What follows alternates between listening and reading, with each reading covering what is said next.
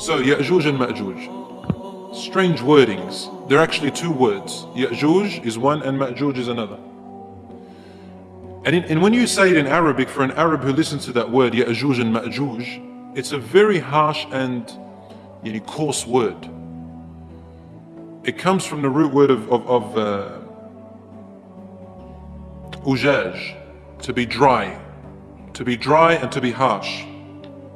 And it also comes from the meaning al-ajj, meaning when the enemy comes really fast, close to you really fast, attacks you really quickly. So these Ya'juj and Ma'juj, they are dry and harsh in nature. And when they come out, they're going to come out so quickly and so fast that you will not be able to stand in front of them. You have to run away from them. That's what the scholars tell us about these meanings. And Ya'juj is a tribe, and Ma'juj is another tribe, but they are related. And they are actual human beings. Ya'juj and Ma'juj are human beings. They are tribes that actually exist on earth. They existed close to the time of Musa alayhi salam, in an era of a great king named Dhul Qarnayn. Anyone heard of Dhul Qarnayn? Dhul Qarnayn, the man of the two horns. He was called that name because he used to wear a hat that had two horns coming out of it. Dhul Qarnayn was an extremely powerful king, and he was a worshipper of Allah, a righteous, just Muslim king, among the best that ever existed on earth. And he had so much power, so much authority, that his kingdom reached almost the whole world. Why do I say almost? Because there were parts of the world where civilization hadn't reached yet, as today. But whatever existed in that time, wherever civilization reached, Dhul Qarnayn had power to there, right to the end part of civilization. And Allah subhanahu wa ta'ala talks about Dhul Qarnayn in Surah Al-Kahf. He reached a very far distance inland. He used to go around the whole world to see who is being oppressed, who is doing good to reward them, bringing justice between people. He used to physically go out with his army like that, looking everywhere as far as he can. That's what he spent his life in, traveling the world and applying justice and worship of Allah subhanahu wa ta'ala everywhere he went. So Allah describes one of his journeys. He went one time to establish justice, and when he reached, Allah says in the Quran, حتى إذا بلغ مغرب الشمس وجدها تغرب في عين حمئة.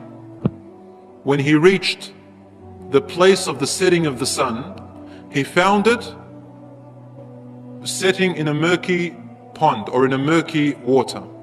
He found that the sun was setting in, there's two recitations here. Ayn al-hami'a means cloudy water, and then there's another qira'ah, Ayn al-hamiya, boiling hot water, and both of these are valid. So it was a strange type of lake. It was not a regular lake. It was a lake that was muddy and very hot, and some have said this might be lava or something of this nature. Allah knows best. It was something different rather than regular water. It's something different. Ayn al-hami'a wa wajada 'indaha qawma. And he found over there a group of people.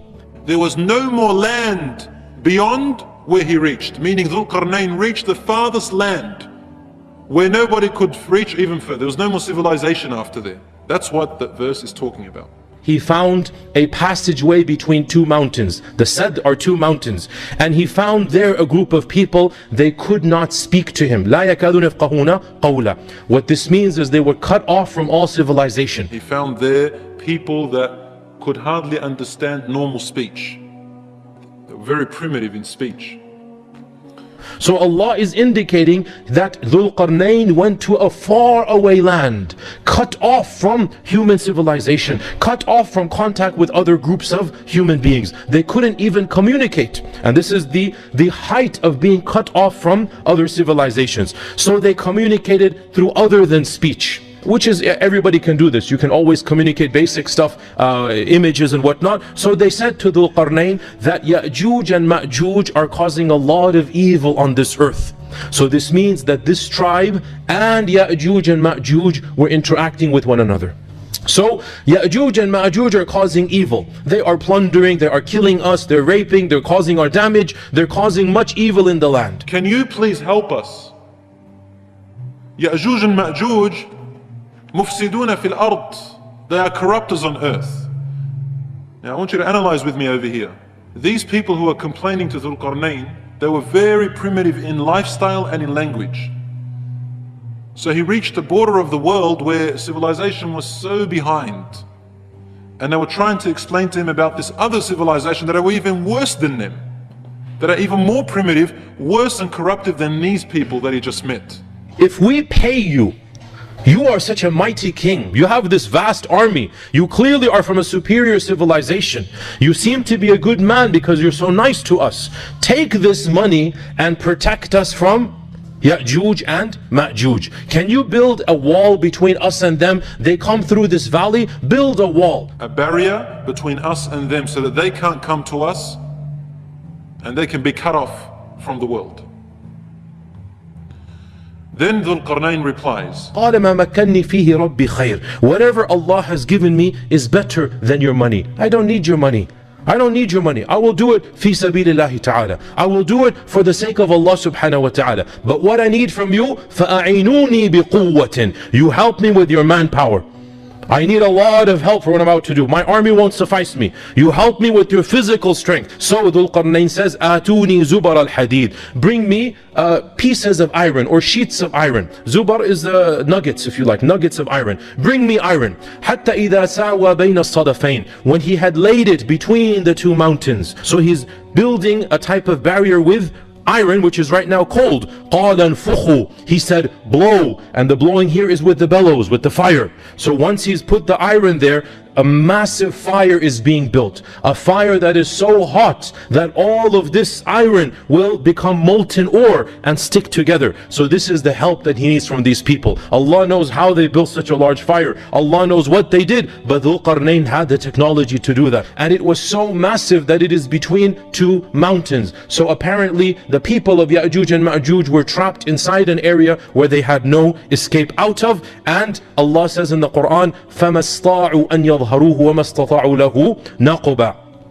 They could neither climb over it nor could they dig underneath it. This is really what it translates into. So the whole idea here, Allah is telling us that He built a wall or a barrier or a dam, something that was so strong, so impermeable that nothing can reach and nothing can come, nothing can break it down anymore. No climate, no people, no weaponry, nothing.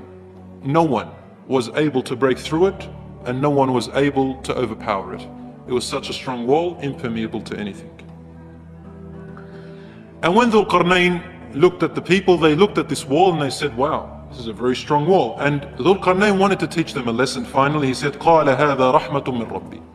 He said, this is from the mercy of my Lord. This is a mercy from my Lord. And according to one interpreter, he actually fell into sajda, thanking Allah that he was able to do this. So this shows us Dhul Qarnayn realized how evil Ya'juj and Ma'juj are, and he thanked Allah for blocking them up. And then he said, فَإِذَا جَاءَ وَعْدُ رَبِّي جَعَلَهُ دَكَّاءَ. When the promise of Allah will come, and the scholars have interpreted this to mean the day of judgment and the signs of the day of judgment, then Allah subhanahu wa ta'ala will cause this massive barrier that is impossible for humans to penetrate. Allah subhanahu wa ta'ala will cause this barrier to crumble and fall flat. It will become level to the ground. وَكَانَ وَعْدُ رَبِّي حَقًّا. And the promise of Allah is true. This is going to happen. What is he saying here? He's saying that Ya'juj and Ma'juj will be blocked off from the world until a certain time that is going to come. It is only Allah who will allow for this wall to be destroyed, and when it is destroyed, this Ya'juj and Ma'juj will come out. And Allahu A'lam if anybody has ever reached that place. But if you want to know where it is, from the tafasir that I've read, and Allah knows best of course, they indicate that their position is somewhere near the upper part of the world, towards the North Pole, higher up towards the North Pole area. And Allah subhanahu wa ta'ala knows best exactly where they are.